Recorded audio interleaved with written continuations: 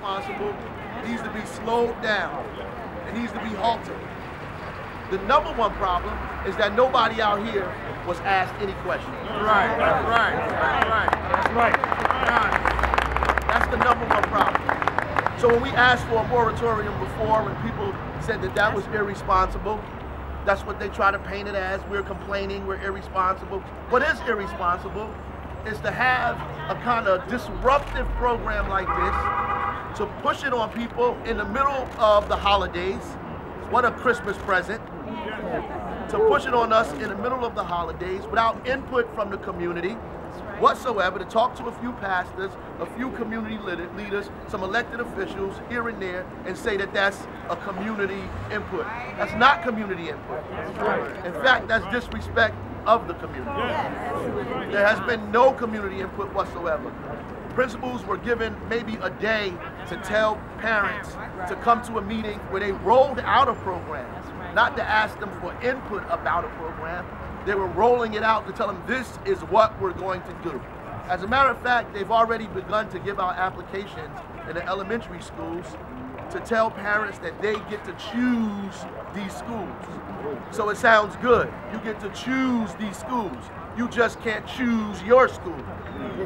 Right, so they're already rolling this out without any input, not from educators, from teachers, from parents, from students. There's no input. So that on its face gives us the right to say slow down. Also, these buildings are the property of the taxpayers. It's not the state-appointed superintendent's property. It's not the governor's property. It's the property of the people and the residents in the city of Newark. We have the right to determine how we use our property. That's right. When there was a plan to sell the water, the people in Newark said, no. That's right. The water belongs to us. Right. You can't sell it. There's a plan to sell the buildings because they're old or whatever their thing they come up with. The people in Newark can say, no, we don't want to sell these buildings. We want to repair them. Right. We want to fix them. Right. We want to improve our schools. Yes. We want to develop a quality education in the schools that we have now. That's right. So no one is saying that we don't need reform. To say that is irresponsible as well. To say that we don't want reform. All parents want reform. Right. All parents want kids to go to a quality school. All parents want academic achievement. All parents want their kids to go to college. Everybody wants a quality education for their children. To say that you can't have a quality education at Weequahic, that you must go somewhere else, is wrong. That's right. It's absolutely wrong. You can have a quality education at Weequahic, and you can have a quality education at T. You can have a quality education at North Star, but you can have one at Hawthorne Avenue School as well. Right? So it's not about what school you attend, it's about making sure that all of our schools have the resources that they need, have the leaders that they need, have the support that they need, and the information that they need to make sure that our children are successful. So I have a right to get on the bus and travel across town to go to school, but I also have a right to wake up across the street from my neighborhood and walk my kid across the street to my school. That's right. I have a right, like any other American in this country has a right to be a part of a neighborhood school. We want our neighborhoods. We love our neighborhoods. We want to preserve and keep our neighborhoods. And we want the schools in our neighborhoods. That's what we're fighting for today. To say that Weequahic High School must close is absolutely incorrect. It's disingenuous to tell parents at a school board meeting that the school is not closing, that it's being redesigned. To say 9th graders can no longer come to the school means you're closing the school.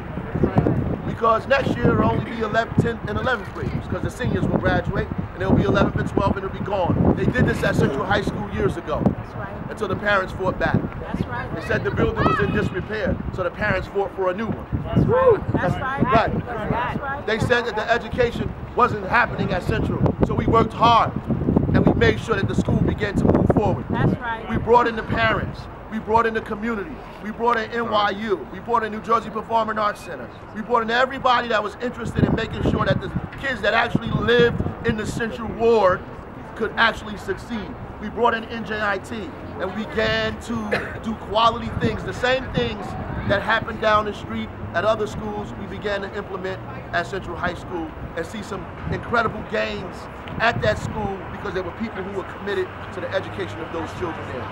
These are the same things that can happen in all of these schools. These are the same things that can happen in all of these schools. Shabazz should not be closed. That's right. West side should not. West Side as well. To say that you're just going to turn Shabazz into a school where all people who need credit recovery should go is wrong. The district already had a credit recovery program. They already had alternative programs. They already had twilight programs. To come in and dismantle all of that and then say we need it seems to be a little absurd to me. Now we need a school to have that after we shut them all down when we come into the district. So we're asking that the state appointed superintendent and that the governor of this state rethink some of the things that they are doing, come and speak to the community for real. That's right. Allow us to have input in what's going on. We want them to slow down. We want them to stop in what's happening.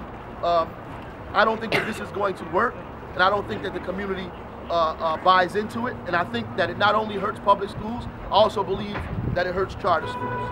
I think that ultimately and finally, the superintendent's idea of making sure that the schools are not segregated in a sense, because where there's the most difficult to teach kids in one school and other kids in another school, she admitted through the Star Ledger that there was an increase in special needs and ELL kids in one school and not in the other, which is the thinking behind the universal enrollment plan.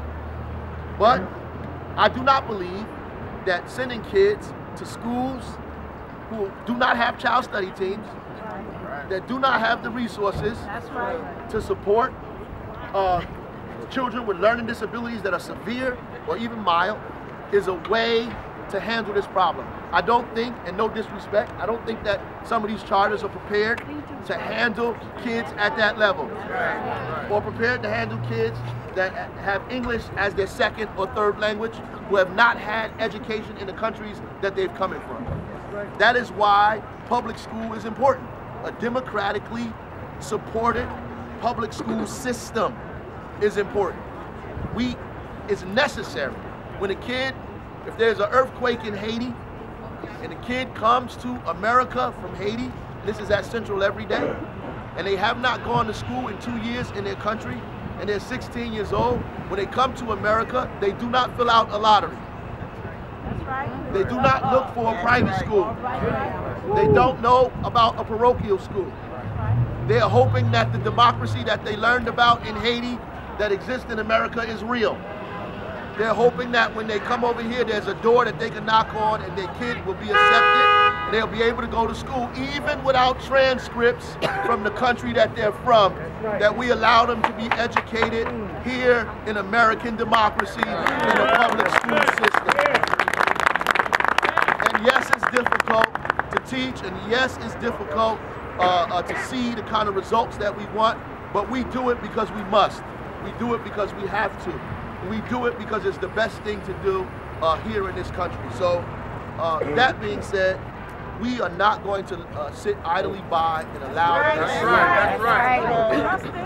this to take place. We are not going to sit idly by. We are not going to allow this to happen. This is not going unnoticed. You know, people are going to speak out. People are going to organize. And I just want you to know that parents are organizing anyway. That's right. That's right. Yes, we So are. I know you want to say that the councilman did this.